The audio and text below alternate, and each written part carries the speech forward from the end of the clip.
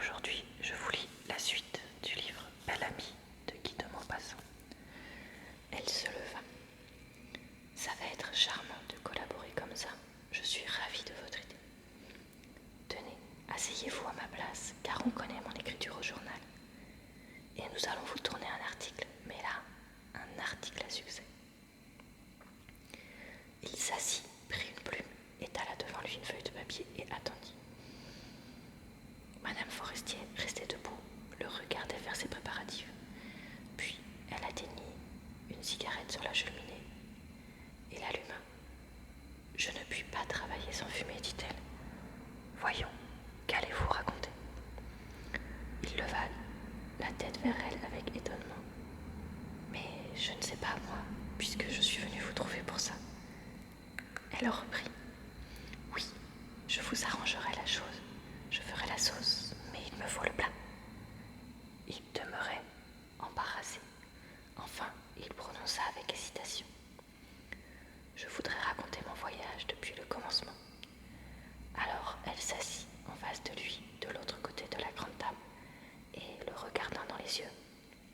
« Eh bien, racontez-le moi d'abord, pour moi toute seule. Vous entendez, bien doucement, sans rien oublier, et je choisirai ce qu'il faut prendre. » Mais comme il ne savait par où commencer, elle se mit à l'interroger, comme aurait fait un prêtre au confessionnal, posant des questions précises qui lui rappelaient des détails oubliés, des personnages rencontrés, des figures seulement aperçues. Quand elle l'eut contraint à parler ainsi pendant un petit quart d'heure, elle l'interrompit tout à coup. « Maintenant, nous allons commencer.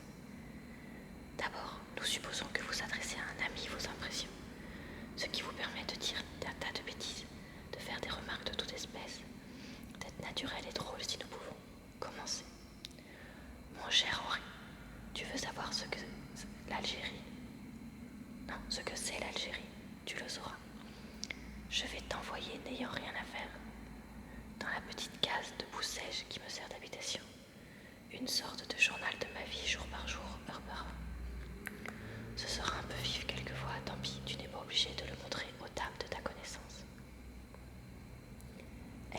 Elle s'interrompit pour rallumer sa cigarette éteinte, et aussitôt, le petit grincement criard de la plume d'oie sur le papier s'arrêta. « Nous continuons, dit-elle. L'Algérie est un grand pays français sur la frontière des grands pays inconnus qu'on appelle le désert, le Sahara, l'Afrique centrale, etc., etc. Alger est la porte blanche et charmante de cet étrange continent. Mais d'abord, il faut y aller, ce qui n'est pas rose pour tout le monde. Je suis, tu le sais, un excellent aiguiller, puisque je dresse des chevaux, les chevaux du colonel. Mais on peut être bon cavalier et mauvais marin, c'est mon cas. Te rappelles-tu le sergent Simbretas, que nous appelions le docteur Impécat, quand nous nous jugions mûrs pour 24 heures d'infirmerie, pays béni, nous passions à la visite. Il était assis sur sa chaise, avec ses grosses cuisses ouvertes, sur son pantalon rouge, les mains sur ses genoux, les bras formant un pont, le cou dans l'air, et il roulait, ses gros yeux de loto amortillant sa moustache blanche. Tu te rappelles sa prescription? Ce soldat est atteint d'un dérangement d'estomac. Administrez-lui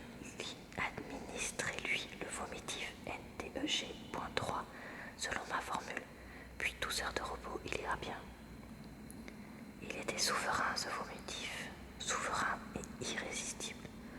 On l'avalait donc, puisqu'il le fallait, puis quand on avait passé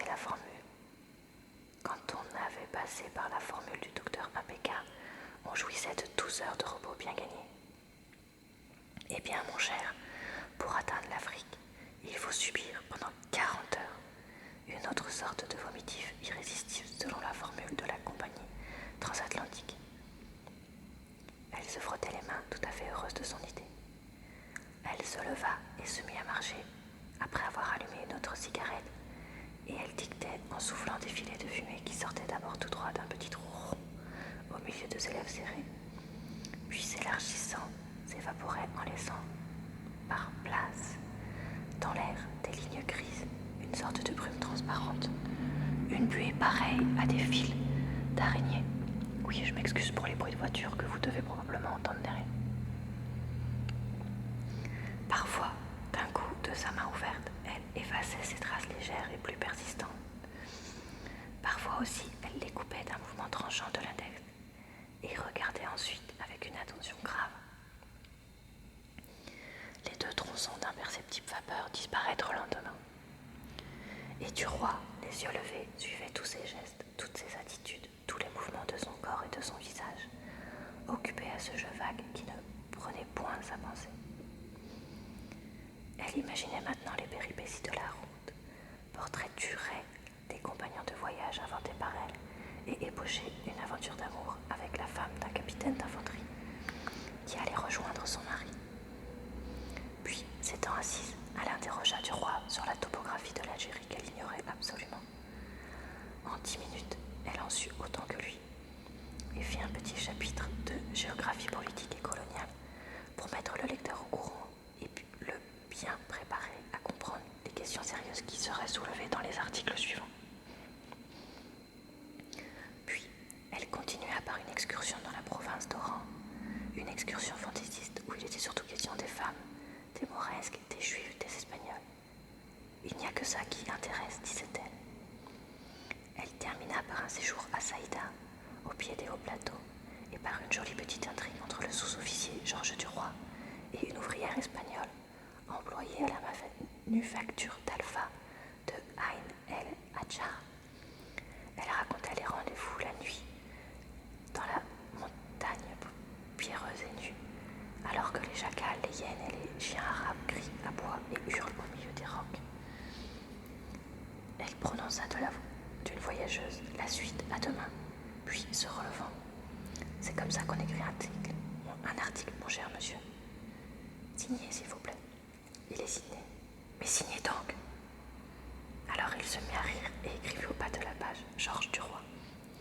Elle continuait à fumer en marchant et il la regardait toujours, ne trouvant rien à dire pour la remercier, heureux d'être près d'elle, pénétré de reconnaissance et du bonheur sensuel de cette intimité naissante. Il lui semblait que tout ce qui l'entourait faisait partie d'elle, tout jusqu'aux murs couverts de livres, les sièges, les meubles, l'air où flottait l'odeur. Du tabac avait quelque chose de particulier, de bon, de doux, de charmant, qui venait d'elle. Brusquement, elle demanda « Qu'est-ce que vous pensez de mon amie Madame de Marelle ?» Il fut surpris. « Mais je la trouve très séduisante, n'est-ce pas ?» « Oui, certainement. » Il avait envie d'ajouter « mais pas autant que vous. » Il n'osa point. Elle reprit. « Et si vous saviez comme elle est drôle, originale, intelligente. C'est une bohème, par exemple, une vraie bohème. C'est pour cela que son mari ne l'aime guère. Il ne voit que le défaut. Il n'apprécie point les qualités. » Duroy fut stupéfait d'apprendre que Madame de Marelle était mariée. C'était bien naturel pourtant. Il demanda « Tiens, elle est mariée. Et qu'est-ce que fait son mari ?» Madame Forestier haussa tout doucement les épaules et les sourcils, d'un seul mouvement plein de signification incompréhensible. « Oh, il est inspecteur de la ligne du Nord. Il passe 8 jours par mois à Paris, ce que sa femme appelle le service obligatoire, ou encore la corvée de la semaine, ou encore la semaine sainte. Quand vous la connaîtrez mieux, vous verrez comme elle est fine et gentille. Allez donc la voir un de ces jours. » Duroy ne pensait plus à partir. Il lui semblait qu'il allait rester toujours qu'il était chez lui. Mais la porte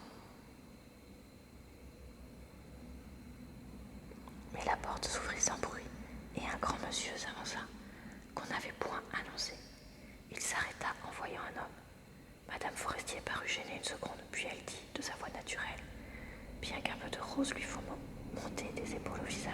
« Mais entrez donc, mon cher. Je vous présente un bon camarade de Charles, monsieur Georges Duroy, un futur journaliste. » Puis, sur un ton différent, elle annonça « Le meilleur et le plus intime de nos amis, le comte de Vaudrec. » Les deux hommes se saluèrent en se regardant au fond des yeux et Duroy tout aussitôt se retira. On ne le retint pas. Il balbutia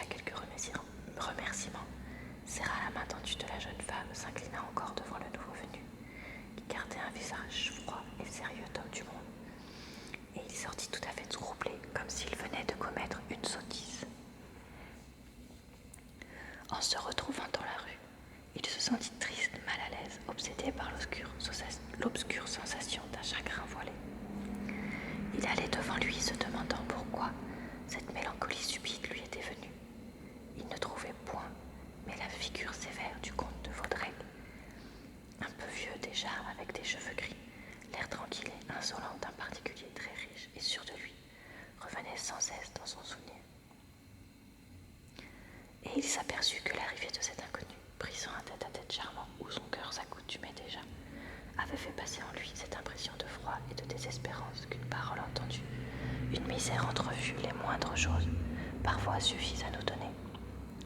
Et il lui semblait aussi que cet homme, sans qu'il devinât pourquoi, avait été mécontent de le trouver.